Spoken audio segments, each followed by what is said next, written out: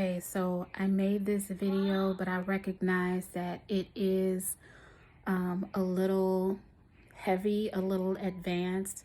There's a lot of information in here that is going to cause a lot of questions, but if you want to ask questions, please feel free. But I probably gave more information than I should have when it needs to come, like in the form of a drip. But if you're watching this video, the intention is that either it plants a seed for later, if it's too much for now, and if it is something that resonates with you, then so be it. But I'm here if you have any questions.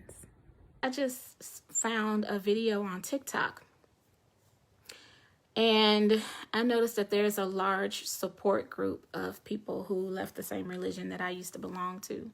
So this video is kind of explaining, I guess, for those who are in that support group, the things that I do could still be a little bit, they may be a little apprehensive about what I'm doing. And I just feel like I should explain to some people, this is not for everybody. This is for people who are curious and people who do want to know and learn about what I'm doing and the decisions that I made, like what caused me to make those decisions. So, how can an ex-Jehovah's Witness become psychic? I really am supposed to be doing this video on YouTube, but I don't have live, the ability to go live on that YouTube channel.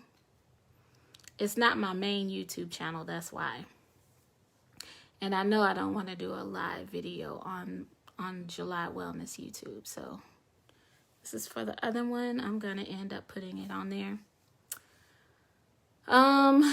Yeah, so I noticed that there were things that were easier for me when it came to helping people with their health as an herbalist, which I still do. I have this, thing where I can feel what they're feeling. And I've always known it to be, mirror touch synesthesia, where when something happens to someone, if you see something physical happen to someone, you feel it as though it happened to you. So, and if people describe to me what their problem is, when they start to talk about it, I not only hear it, but I feel it as an empath. But that's what mirror touch synesthesia is. So I'm like, well, everybody doesn't have this same type of sensory skill. I noticed it was different when my mother kept saying that me and my dad were the same, but she doesn't know how it is that we, how are we able to do that? She would say, like, how do you know? How can you feel those things? And I'm just like, I don't know. It just is, So, I just really started praying. I started praying and I started asking for guidance and answers about all of the different things that I could do, and that's when I started taking, at first I started taking a couple courses with Mind Valley.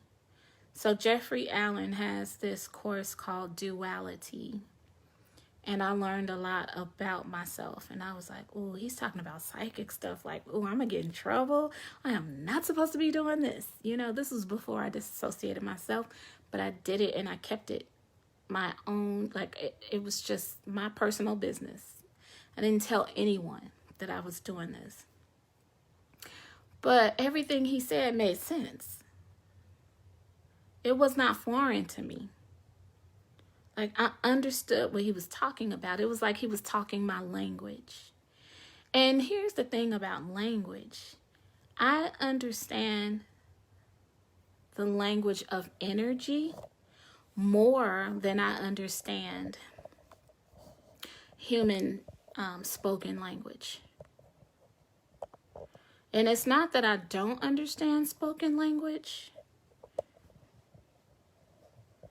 I'm saying I'm more versed in energy, just like a lot of you. And a lot of you, when you acknowledge that you do it in various ways. You acknowledge that you're more versed in energy without saying you're more versed in energy. You'll say stuff like, I can read a person, but I'll just keep quiet rather than tell you that I know you're lying. Like, you're not fooling anybody. You're reading energy, and it's the same thing. The world will teach you that it's witchcraft, and it's not. If it's witchcraft, then everybody on the earth is a witch. Because that's just how it is. So, there are certain people who are more keen in their abilities than other people. So,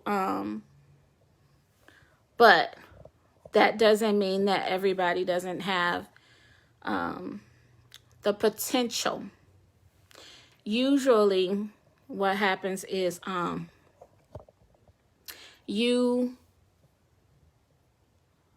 so when we're born, we are way more versed in our psychic senses than we are as we get older. Because as we get older, we tend to turn them off because of the way the world is. I'm sorry, I'm like, oh, got a shadow on my face. So we tend to turn them off. And there are things that causes that, like limiting beliefs or religion, right? All that kind of stuff. And just the fact that a lot of this stuff, like I mentioned in my other video, is just frowned upon. But there are ways that I can show you that you are psychic and that you look at it as something different, that you don't see yourself as what you truly are. So, nope, that's worse. I'm trying to lift it and it needs to go lower. Okay. So, yes, you're psychic. You can read minds. And if you were to stand directly in front of someone or directly behind someone, it's easier to do the mind reading because of the closeness and frequency. There's not much distance there, so it's easier to pick up on a person's thoughts. The frequency kind of crosses, and you can hear pretty much what they're thinking in your head, which is called clairaudience. The ability to hear things. It's not always vocal outwardly. Clairaudience a lot of times is voices that you hear in your head. So, you know how sometimes you can hear something so clearly that it seems like it was audible outside of your head, outside of your ears, but it was something that you heard inside your head? Like imagining, that's what it is. A lot of people underestimate the imagination, or they really don't understand the true definition of the imagination and what the imagination does.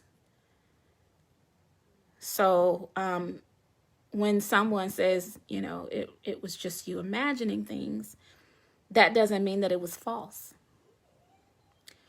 So going back to mind reading and standing directly in front of someone or directly behind someone, when you're close up on them, the example that I think that is relatable to most people is like if you're standing in line in a crowded store, when there is, intuition. Yep. I definitely feel that I have psychic ability. Yeah, that's exactly what intuition is. And intuition is more of a softer word that people accept more, but it's the same thing as psychic. And people don't like to use that word because of, you know, it just has so many limiting beliefs attached to it.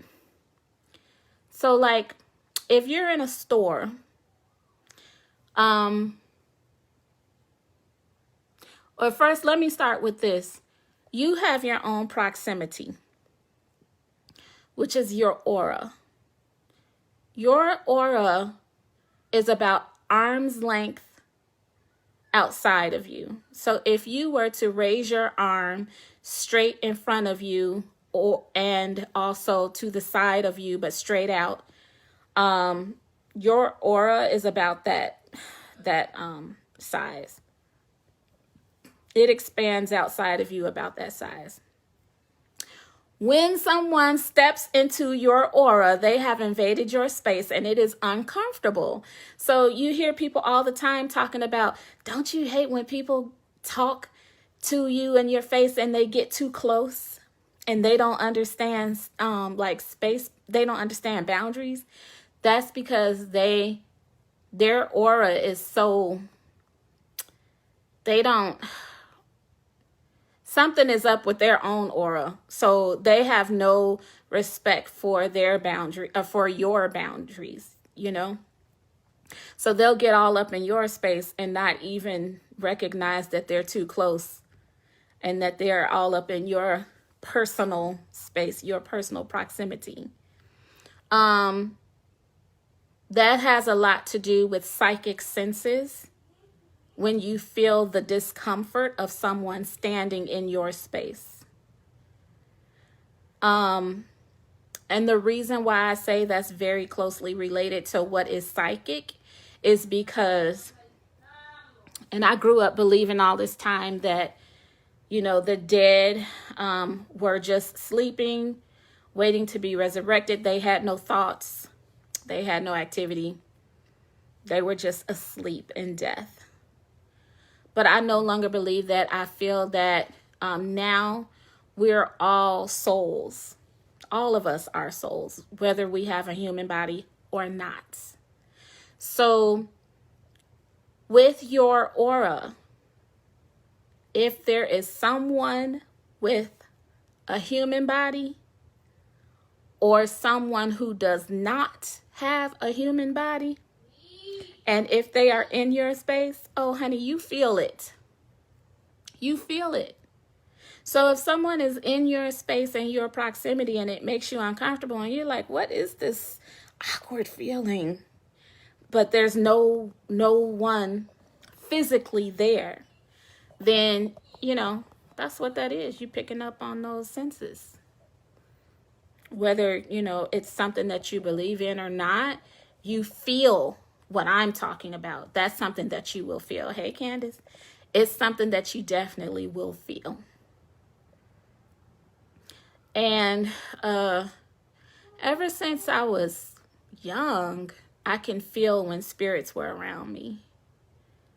I can feel the presence of something in the room with me or up close or something like that. Hey, Kay. Oh my gosh, an acre away, you can feel it. Oh my gosh, Kay. Kay, you are so, you're so different. You're so amazing. That first day at Masterminds when you started speaking, I was blown away. I was blown away when you started speaking at Masterminds. Oh my gosh. Oh, you guys, that's my friend Kay from one of my soul sisters. I'm telling you, I love all my soulmates. We're all just like, we're learning the same things together. And we're learning how to like make these things a routine part of our lives, whereas before we didn't know how to integrate. But now we're learning how to integrate. Hey. I had a wonderful experience with her. She asked me to do a healing on her animals. So it's like there's so much to this world that a lot of people don't know about, you know? But yeah, so you can feel when something is in your space. You can feel it. So going back to mind reading, if someone is close to you, that's the easiest way to do it. Even though a lot of us have the ability without recognizing, you know, whether they're distant or not, because you don't have to be in the same room. You don't have to be in the same state. You don't have to be in the same country. You don't have to be on the same planet to read minds. So you can communicate and you can hear things and see things with your mind's eye, or there are some people who can literally see things visually. I used to have an ability when I was really, really little where I would see all these things flying around in front of me, and they were various colors. They were like the colors of the rainbow, and I saw them just like floating through the air all around me. But I lost that ability, and it's something that I would have to like ask for back. But anyway, so if someone is standing up on you in the store, in the line, you can feel them standing behind you and you start to get uncomfortable. The reason you get uncomfortable when they're a little too close, they don't even have to be inside your aura to be uncomfortable. They can be outside your aura. The reason you get uncomfortable with someone behind you is because your higher self is telling you that they have the ability to read your mind. And so that's uncomfortable because you wouldn't want anybody reading your mind, as far as you know, unless you understood all this. And unless you knew how to, you know, shield yourself from someone reading your mind.